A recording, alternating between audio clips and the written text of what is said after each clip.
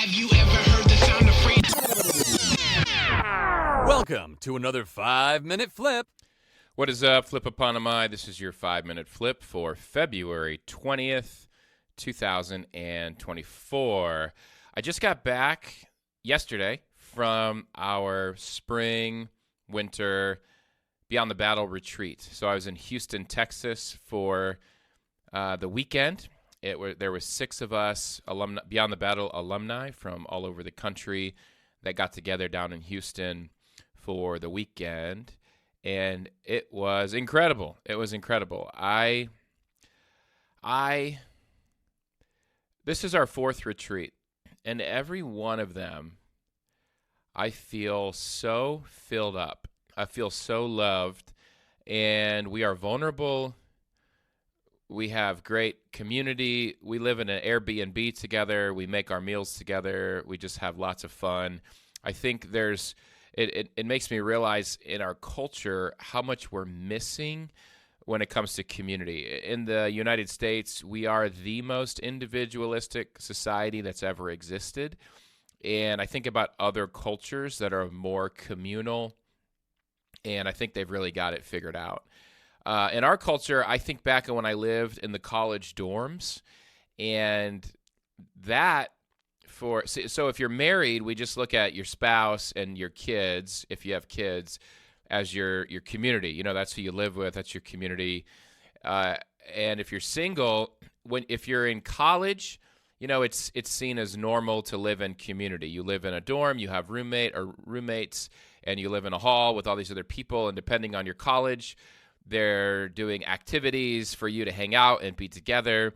When I was in college, you know, I was at a Christian college, and our doors were open, and you just walked in and out of each other's rooms. It was really beautiful. It was a really secure time of my life. If you're single as an adult, there's really nowhere in our culture for you to experience real community. I mean, you can have roommates and housemates, but often that's sort of a business relationship where, you know, whose food is this? You have your room that you kind of lock yourself in, and the living room is, I don't know, you know, it's not always community. I think the closest thing we get would be some of these intentional community houses or living in intentional community. And if you do that, I'll be honest, I mean, I don't feel that way anymore in my life. But I remember years ago, if somebody was in living somewhere like that, like in an intentional community or in a kind of a communal living. So for example, meals are planned together. There's some kind of sort of community devotional that happens, possibly even following some of the daily office, prayer times of the church. And I thought, that's weird. You're weird. Those are weird hippies or something. I don't know. Just very judgmental because our culture isn't built for that. And man, what I have noticed is in our culture, it is so normal to just go to work if you have a job and then come home and watch TV or do stuff on your screen, video games, whatever. And that's it. That's all we do. Or if you're not at home watching TV, the other option is you go to work and then you go to the bar or the club, and you're either getting drunk or you're trying to pick up a date, potentially a one-night stand. Just sort of the single life. The options are just really limited when it comes to. Not the options are limited. I'm saying like that's a really unhealthy, sinful way to live. But it's also really unhealthy to just isolate yourself. And so I just bring this up as a way for you to challenge yourself in your community. I don't think, unless you want to just get up and move to another country that's more communal, I mean, we have to work with what we have, right? We have to work with the cards we've been dealt and do the best we can with them. And so retreats like the one I just got on are just a reminder to me of, whoa, this is so healthy. Like, I really, really need this in my life, and you really, really need this in your life. This is as essential as oxygen or, eating healthy food. I guess it's probably not like essential as oxygen because you're not going to die without it. But I think it's the difference of eating fast food every day versus eating like good, healthy, homemade food. There's something really – so do what you can. Do what you can in your life. church small groups are a good starting place. I'm all about church small groups, but they're definitely not enough. I just really encourage you to build in as much intentional community as you can. If you're a guy listening to this, I absolutely recommend you join one of our Beyond the Battle online groups. Our groups are 7 weeks long, meet online. You pay for those, but they're super inexpensive compared to any other group I've ever found out there. BeyondTheBattle.net.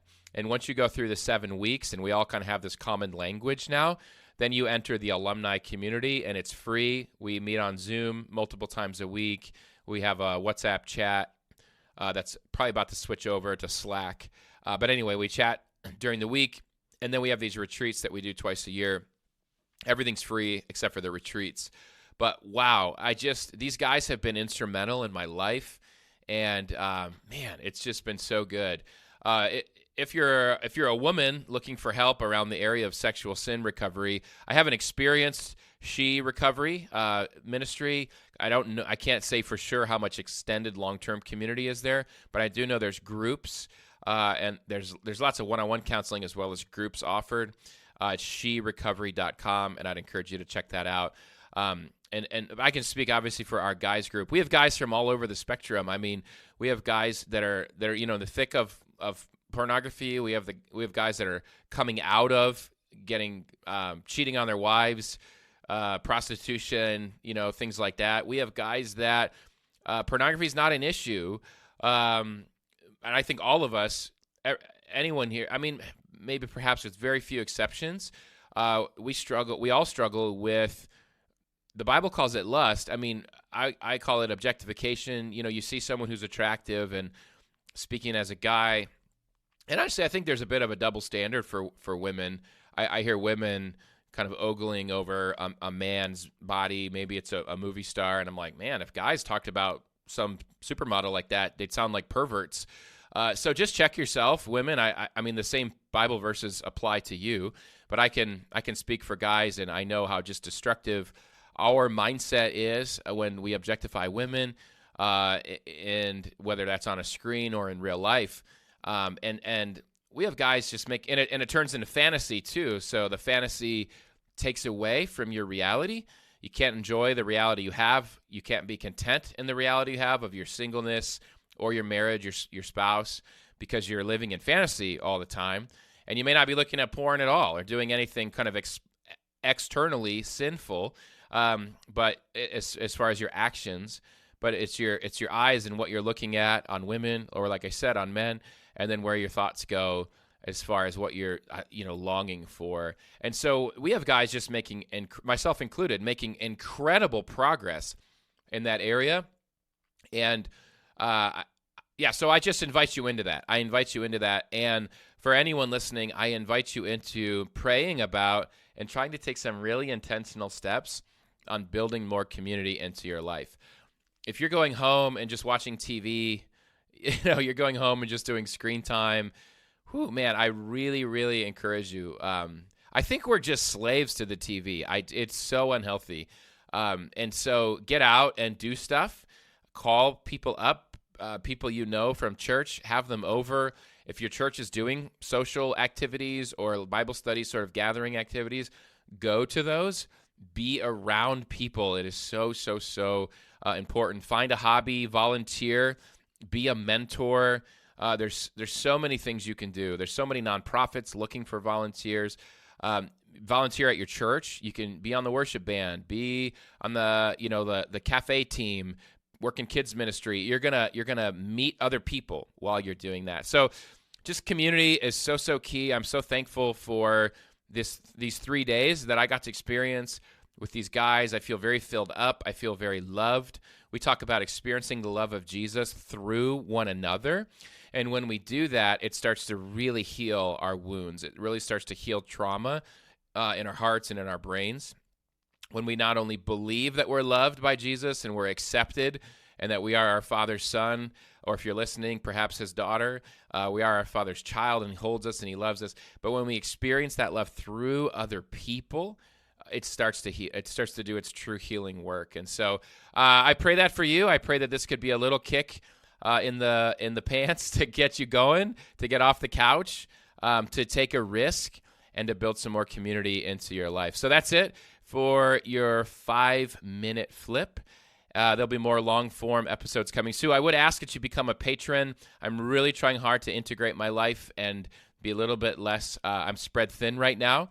And if you listen to the podcast and it's helpful in your life, your support financially is going to help me be able to do that. So patreon.com/Noah Filipiak to do that. It's a small monthly gift you can give, and I will see you next time on the flip side.